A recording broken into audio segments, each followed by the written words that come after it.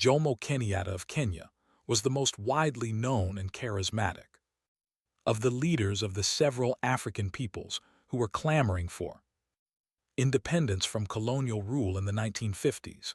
He was a large, fully built man with a commanding presence, a penetrating transfix in gaze and a deep kettledrum voice. He was a spellbinding orator, well-educated, and an experienced political leader and consensus builder among the many factions of his people. He was clearly a danger to continued white supremacy in Kenya. He knew it, and the white settlers knew it. He was born about 1894 near Mount Kenya, the grandson of a Kikuyu witch doctor. His life coincided with the period of white penetration of East Africa. He later recalled as a boy seeing the first white men to reach the interior. He was fascinated by them, by their bustling progress and their literacy.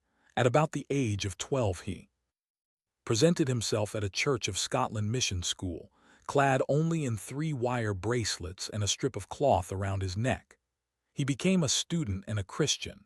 He took the baptismal name Johnstone from his admiration for the apostles John and Peter, the rock or stone of the early church, adding it to his tribal name Camo.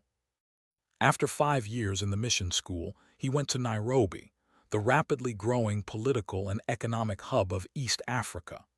Here, he held a succession of jobs that provided him with a living and the ability to buy fancy clothes, including a decorated belt which in the Kikuyu language is called Kenyatta. He took this as a new name symbolizing his new life of affluence. In 1922, Kenyatta joined the fledgling East Africa Association, the first political protest movement in Kenya against white domination. Government pressure forced this organization to disband, but its members shortly reorganized as the Kikuyu Central Association. Kenyatta became its general secretary in 1928.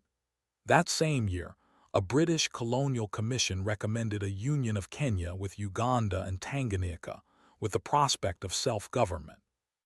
Such a prospect spelled ruin for native Kikuyu interests, and the following year Kenyatta went to London to work against the scheme. He made no progress at all with British authorities, but he and his cause were championed by various radical groups and individuals in England, including Fenner Brockway, a socialist member of parliament who was an outspoken critic of imperialism. Under the sponsorship of radical groups, Kenyatta traveled to Moscow and to the International Negro Workers' Conference in Hamburg. He was becoming identified with European radical politics, but he was radical only in the interests of his own people. In 1932, he was finally permitted to testify on behalf of Kikuyu land claims before a British government commission, but his testimony was generally ignored.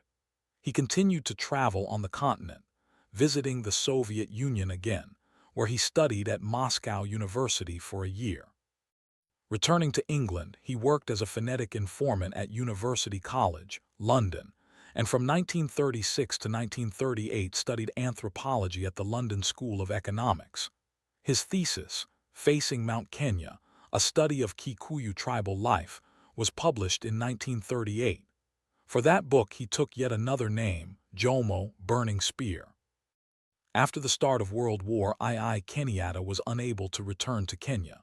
In England, he lectured on African affairs for the Workers' Educational Association and continued to write pamphlets advocating African rights. With the end of the war, he helped organize the Fifth Pan-African Congress, which met, not in Africa, but in Manchester. Resolutions were passed demanding African independence from colonial rule. Shortly thereafter, he was able to return to Kenya, where, in 1947, he was elected president of the newly formed Kenya African Union. Under his leadership, the union grew into an mass nationalist party, with an increasingly insistent agenda for self-government. In the face of the intransigence of the white settler government of Kenya, some sort of violent reaction was nearly inevitable. It came in 1952, with the outbreak of the black terrorist movement called Mau Mau. It was a widespread secret society, its members pledged, by the most gruesome oath-taking ceremonies, to violence against both whites and temporizing fellow blacks. The Mau Mau created a nationwide panic. White settlers barricaded themselves in their farm compounds, fearing even their most faithful native retainers, black tribal leaders who advocated anything short of violent solutions were in danger of their lives. A cry was reached with the murder of a revered senior chief of the Kikuyu, Chief Waruhu, in the fall of 1952. On October 20, at the request of the newly appointed governor, Sir Evelyn Baring, the British government issued an emergency proclamation. Jomo Kenyatta was widely perceived among the white settlers to be the leader of the Mau Mau. Under the emergency proclamation, he was arrested along with nearly 200 other African leaders. Kenyatta was immediately flown to a remote northern village, Kikuyu, where he was charged with management of the Mau Mau and brought to trial. The book from which the following excerpt is taken, Suffering Out Bitterness, was published under the name of Jomo Kenyatta. While it does contain substantial excerpts from his speeches and writings, it was actually written by two close associates of Kenyatta, his former Secretary Duncan Enderidu Ndigwa and Anthony Cullen, a member of his personal staff. Kenyatta himself read and contributed to the manuscript as it took shape. It is thus an official biography. It deals with the famous Kikuyu trial, with Kenyatta's subsequent imprisonment, and with his eventual release and triumphant return to Kenyan national leadership. The excerpt selected is a refutation of the charge against Kenyatta that he was the leader of the Mau Mau, quite the reverse. It depicts him as an opponent of the movement and the leading advocate of Kenyan nationalism by peaceful, constitutional means. The record of evidence at this point illustrates beyond rational doubt that, far from being a catalyst of disaster, Kenyatta was an implacable opponent of lawlessness and violence. By all his words and by his very presence, he stood unyieldingly for nationalist demands to be secured by the forces of peace. He risked his life, before he was arrested, to strengthen his national party. His principles, rooted in personal philosophy tempered by wide experience, were those of constitutional means. Beyond this, he could envisage how terrorism must provoke such reprisals and permit such propaganda as to undo or set right back the effect of solid preparation and persuasion over 30 years. It seems remarkable in retrospect that, in 1952, men of ingrained honesty, and often of undoubted brilliance, should have stifled or have found themselves deserted by such attributes. All were caught up in a monstrous lie. The national Swahili newspaper Baraza, one of the East African Standard Group of publications, covered a meeting at Maguga, about 15 miles from Nairobi, in its issue of April 12, 1952. This account was quoted in evidence, incidentally, during the Kikuyu trial. Baraza was staffed by professional journalists who reported that Mr. Jomo Kenyatta, the president of the KAU, said last Saturday that, because of the rumors that had spread everywhere that KAU is connected with an association which was proscribed, that is, Mau Mau, there should be no other meetings after the close of KAU meetings. Also quoted in the court records was a report in the newspaper Saudi Ya Africa of June 20, 1952, in reference to a speech by Jomo Kenyatta at Naivasha at that time.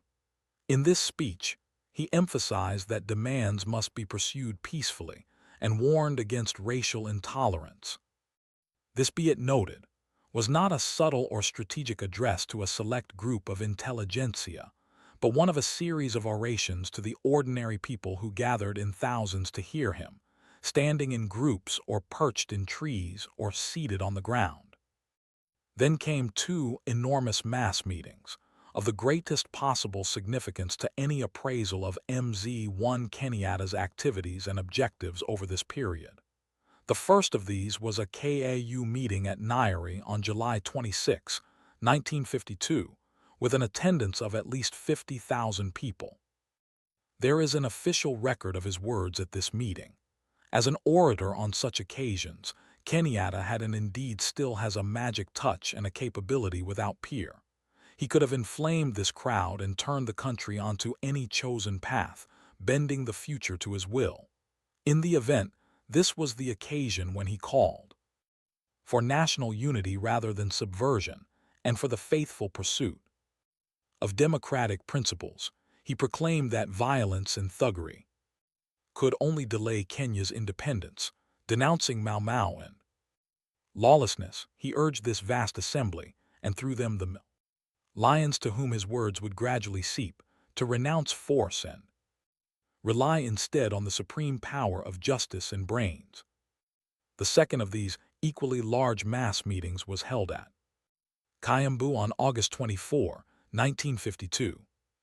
Jomo Kenyatta started his speech with these words, "Many people were asked what this meeting is about and who the organizers are. The meeting is of the Kikuyu elders and leaders who have decided to address a public meeting and see what the disease in Kikuyu is, and how this disease can be cured. We are being harmed by a thing which some people seem to call Mau Mau." Kenyatta went on to ask all those who were against Mau Mau to raise their hands. Response was immediate and unanimous. He then went on to talk about the objects of the KAU and to disclaim any association between the Union and Mau Mau activities. He ended his speech with these words, "Let us agree not to engage in crime. We have pleaded for more land for many years. A commission will soon be coming out to look into the land question. If you do not stop crime, those people who come out on the land commission will be told that we are thieves, that we are this, that we are that, which would do us immeasurable harm. We must now work together." He went on, "Mau Mau has spoiled the country. Let Mau Mau perish forever. All people should search for Mau Mau and kill it." Only 57 days elapsed after these declarations before Kenyatta was arrested. It is possible to ascribe motivation, not with the assurance of testimony, but at least with the confidence that has to emerge from the absence of alternative assumption. It must have been thought by those responsible that here was a man drawing inconveniently near to the attainment of at least some legitimate demands by lawful means. It must have been thought that here was the one mature and powerful leader in whose absence ambition or even rebellion could speedily be crushed. But whatever the composite of motives and emotions, Kenya was plunged into disaster, and those annals of justice to which the British people cling with such modest and seemingly casual devotion were made to look shoddy by the work of frightened servants of the crown. After Kenyatta's arrest, the Mau Mau violence grew worse, but the trial hastened on. In the course of the trial, Kenyatta made the following statement during testimony as a witness, called by his lead defense counsel, Mr. D.N. Pritt. "I blame the government because, knowing that the Africans have grievances, they did not go into these grievances. Shortage of houses in places like Nairobi, land shortage, and poverty of the African people, both in the towns and in the reserves. I believe if the government had looked into the economic and social conditions of the people, they could have done much good. And instead of joining with us to fight Mau Mau, the government arrested all the leading members of the Kenya African Union, accusing them of being Mau Mau. It should have been the government's duty to cooperate with KAU to stamp out anything that was bad, such as Mau Mau. Instead of doing that, they have arrested thousands and thousands of people who would have been useful in helping to put things right in this country. It is on these points that I blame the government. They did not tackle the business in the right way. They wanted, I think, not to eliminate Mau Mau but to eliminate the only political organization, the KAU, which fights constitutionally for the rights of the African people, just as the Electors' Union fights for the rights of the Europeans and the Indian National Congress for the rights of the Asians. I think and believe that the activity of government in arresting all the leading members of KAU, who are innocent people engaged in ordinary business, is not the right way of combating Mau Mau. Most of the people behind bars today are people who would be helping to adjust things and eliminate Mau Mau from the country.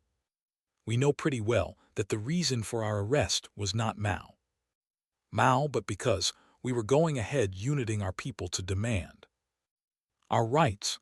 The government arrested us simply because when they saw we could have an organization of 30,000 or 40,000 or more Africans demanding their rights here, they said, we have an excuse to stop this Mau Mau. This clearly went to the root of the matter, and the presentation of this truth has been curiously hushed up or simply unseen by superficial observers of Africa in almost all subsequent literature and discussion. But what of the trial itself? How was this conducted, and what was the calculated arrangement of the prosecution case? This may be gauged from Mr. Pritt's final address, spread over 2 days beginning on March 2, 1953. What follows now is an accurate précis, employing a selection of Mr. Pritt's unaltered words of the case as he saw it at that stage. The prosecution case in this very serious litigation was scarcely properly prepared at any stage, either in the weeks or months preceding the charges, or in the weeks or months when the accused were already in detention, or during the period of the case itself. It does not seem that the prosecution has ever made up its mind on what is the essence of its case against the accused. I could understand the prosecution attitude if some political or other pressure had brought about the launching of a case that never should have been launched, but in no other way can I understand it. Some of the witnesses we wanted to call were in England, and the government of Kenya refused to give us any safe conduct for them to come here. I have constantly wondered why so much of the prosecution evidence and so much of their examination of the accused and witnesses has seemed so remote from the allegations contained in the charges which relate to management and membership of Mau Mau. Managing Mau Mau, well, where, in what fashion, with what assistant, in what office, with what policy, with what documents? There was never anything. In order to convict Mr. Kenyatta of managing, the evidence would have to show that he is the manager, that is to say, the one person who is at the head of the management, and not just one of a number of persons taking part in management. Therefore, I would submit that Mr. Kenyatta not only cannot be convicted of being a manager as a matter of law, because there is no evidence of his management in that sense of the word, but that he cannot be convicted of assisting in the management, since he is not charged with assisting in the management. The prosecution's case is sought to be built up out of all sorts of little bits and pieces and little items on the periphery, and never any real evidence of anything seriously connected with Mau Mau. You have to prove something grave and terrible, that the accused participated in a terrorist organization, whereas there is very substantial evidence that the body in which they are most prominent, the Kenya African Union, is a plain and outspoken enemy of that organization. On April 8, 1953, the 58th day of the Kikuyu trial, judgment was delivered by the magistrate Mr. R.S. Thacker, Q.C. The record shows that Kenyatta was convicted on both counts, sentenced to 7 years imprisonment, with a recommendation that he be confined Thereafter, in all the history of legal process, there can hardly have been a more astounding verdict as an outcome of trial proceedings. It caricatured rather than echoed those farcical performances of law in police states, which before and since have been widely condemned by humanists and liberal-minded men. If part one of Jomo Kenyatta's story has moved you, if his early struggles, his determination, and the challenges that shaped his path have inspired your mind and spirit, then stay with us. Subscribe to this channel so you never miss the next chapter of this powerful journey, the truths, the lessons, and the moments that reveal who he truly was behind the title and the history. Your subscription helps us continue bringing these deep, meaningful stories to life, and it supports the mission of sharing real journeys that shape the world in ways many never knew. So hit that subscribe button now and prepare yourself for part 2, the rise, the trials, and the legacy of a leader who refused to be forgotten.